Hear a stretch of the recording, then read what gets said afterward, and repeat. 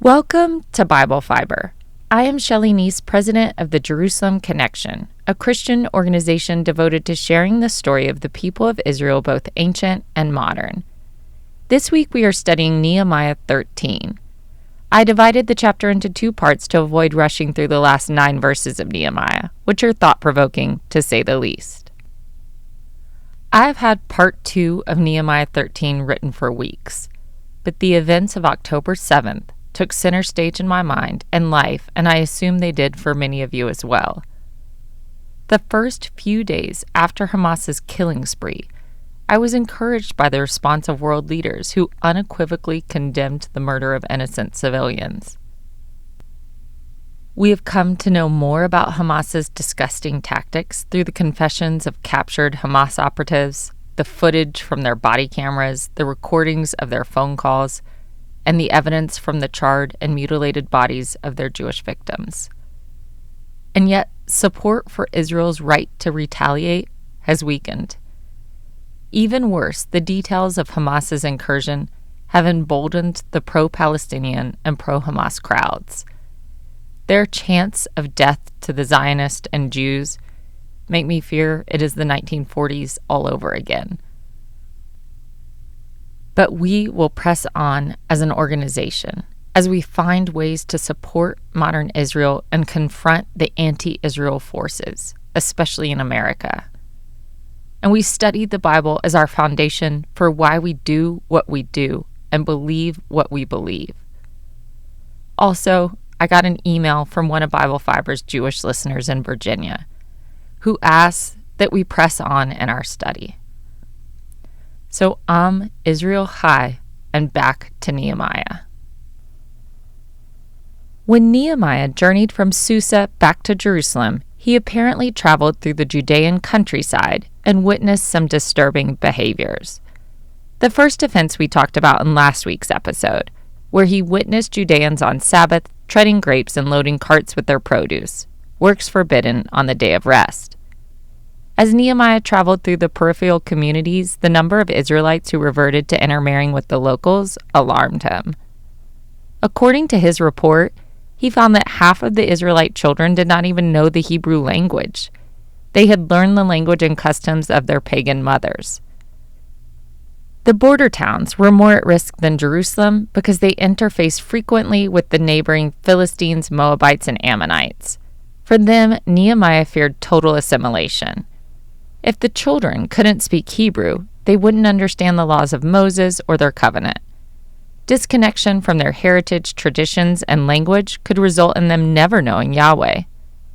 Losing the Hebrew language was emblematic of their total loss of spiritual identity, a weakness that chipped away at their national unity as well. Nehemiah's violent defense of the Hebrew language reminds me of the passion project of Eliezer ben Yehuda. Ben Yehuda led the campaign to revive the Hebrew language 50 years before modern Israel established statehood. People in Jerusalem thought Ben Yehuda was crazy. Even Theodor Herzl, the father of Zionism, doubted Ben Yehuda's dream would materialize. Reviving an ancient language as the national language of a modern people had never occurred before in history. By teaching his first son only Hebrew, Ben Yehuda proved that the mission could be accomplished within one generation, but only if the people were as committed to the language project as they were to achieving statehood. That is why Nehemiah went berserk in response to the threat of losing the next generation. He understood all that was at stake. He also had clearly reached his tipping point as a leader. Nehemiah's memoir is testimony to the realities of a life called to leading people who do not always want to be led. Nehemiah admitted, "I contended with them and cursed them and beat some of the men and pulled out their hair." To any listener out there who has committed their life to ministry, I see you, and ministry burnout is real. Often you will hear in sermons or commentaries about how this episode in Nehemiah's career shows the ways his leadership style differed from Ezra. When Ezra found out about the intermarriage issue in the post-exilic community, he pulled his hair out. When Nehemiah witnessed the problem of intermarriage, he cursed, beat, and plucked out the hair of the guilty. Ezra imploded, Nehemiah exploded. Ezra internalized his grief, while Nehemiah externalized his grief. However, take note that despite Nehemiah's violent reaction, it was Ezra that went to a further extreme with his punishment.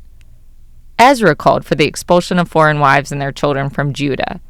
Nehemiah did not call for divorce, but only asked that the people make a pledge so that they would no longer allow their children to intermarry with their pagan neighbors. So while Nehemiah was radical in his response, Ezra was radical in his consequence. Nehemiah and Ezra's problem with intermarriage was spiritual and not racial. They feared that mixed marriage invited mixed worship. In case the community saw his reaction as too extreme, Nehemiah reminded the returnees that King Solomon's foreign wives proved to be his downfall. Even Solomon's wisdom and faith were not strong enough to withstand the corroding effects of union with unbelievers. Solomon compromised his own faith to support his wives' idolatry. Nehemiah's point was that if God held Solomon accountable for the sin of pagan marriage, he would certainly hold the remnant to account as well. At first, Nehemiah generalized the problem of intermarriage by talking to the remnant about its impact on the next generation. Then he got specific with a targeted example that disturbed him. Jehodiah, the grandson of the high priest Elishib, married Sanballat's daughter. Sanballat was a pagan outsider and the number one enemy of the Restoration Project, alongside Tobiah. Yet somehow his daughter married into the highest echelon of Judean society, the high priesthood. How frustrating that after all Nehemiah did for the community, Sanballat and Tobiah remained stubbornly in place. They had been out of the story since the completion of the wall project, and the reader had a sense that they were no longer a threat to the community. But they wormed their way back and became even more integrated into the community than ever. By God's design, the high priesthood was supposed to be held to the highest standard of purity. Jehodiah's marriage to a non-Israelite should have disqualified him from being a high priest, but the people allowed it, causing pollution in both the temple and the priesthood. Nehemiah, out of patience, chased Jehodiah away from him, and then he prayed and asked God to take notice of the priest's sin and punish them directly. The Nehemiah in chapter 13 is unlike the Nehemiah we saw in the first 12 chapters. In Nehemiah's first stint as governor, he was a prudent diplomat and creative administrator. After he returned for his second term, he was suddenly throwing furniture out of the temple storeroom, hitting Israelite men married to foreign wives, and chasing the high priest away from him. Nehemiah's character is almost unrecognizable. In the Bible, when it comes to the covenant, the temple, and community purity, God rewards zealotry and condemns apathy. As the psalmist exhorted, "You who love the Lord hate evil." Phinehas is best known in the Torah for stabbing an Israelite man and Midianite woman caught in an improper relationship. The zeal Phinehas possessed for God's law single-handedly turned back the wrath of God from the wilderness encampment. Even Jesus, the Prince of Peace, got physical when he witnessed violations of the Second Temple's sanctity. Jesus threw over the tables, scattered their coins, and made a whip of cords to drive out the merchants and money changers. Feeling outraged by sin and rebellion against God stems from a compulsion to defend what is holy. Revelation's warning to the church was like Nehemiah's warning to the remnant. God hates complacency. Revelation warns, "Because you are lukewarm and neither cold nor hot, I am about to spit you out of my mouth." However, Nehemiah did not only resort to violence. He also went to God in prayer. Throughout the ordeal of confronting the resurgence of sin in the community, Nehemiah prayed and asked God to remember his acts of devotion.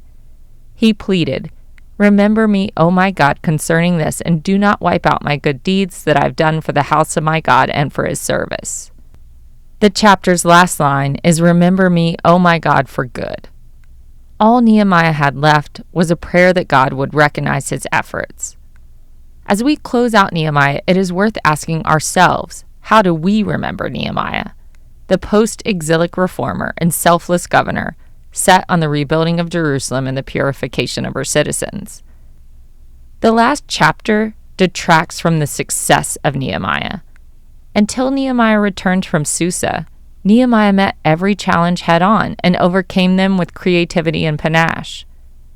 After finishing the walls of Jerusalem, the community got together and celebrated the accomplishment by studying Torah, repenting, celebrating festivals, renewing the covenant, and organizing joyful processions. It seems like it would make the book of Nehemiah so much more satisfying if it ended with chapter 12's wall procession and left out the confrontations on Nehemiah's return.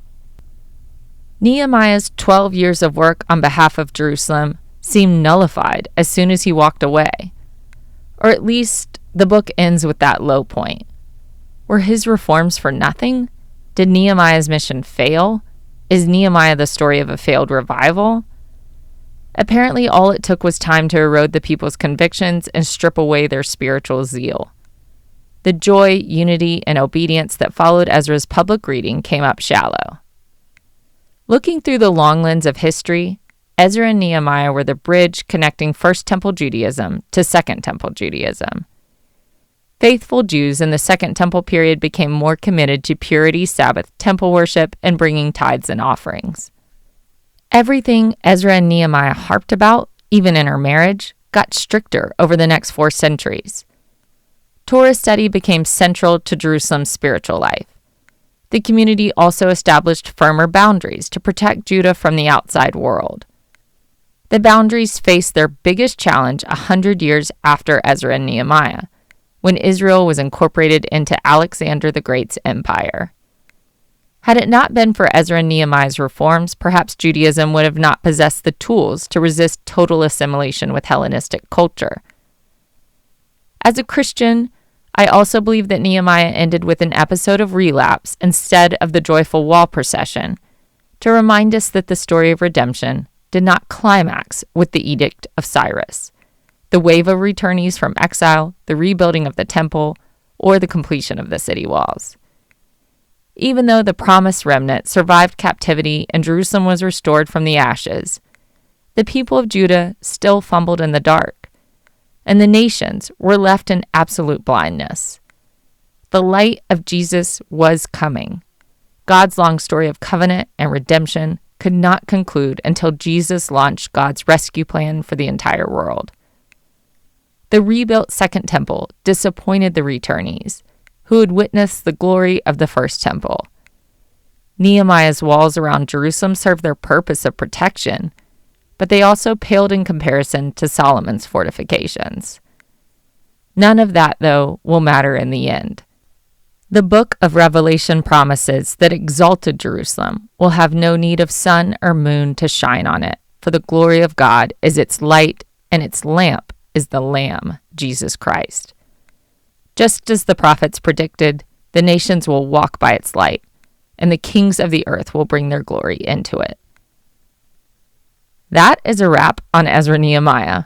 After we finished the minor prophets, I took a theological pause to discuss the purpose of prophecy and whether the office truly ended with Malachi. This time, we're going to take another pause between book studies, and I'm going to give a mini-series on the peoples of the Bible, Judah's neighbors who get plenty of passing references in the Hebrew Scriptures. After the mini-course, our next challenge is the book of Ezekiel. As always, thank you for listening. My only measure of success for Bible Fiber is if people, even a few, are reading parts of the Bible that they had previously neglected, and seeing them with fresh eyes and hearing the Scripture with new ears. Bible Fiber is available on YouTube or wherever you listen to your podcast. Shabbat Shalom.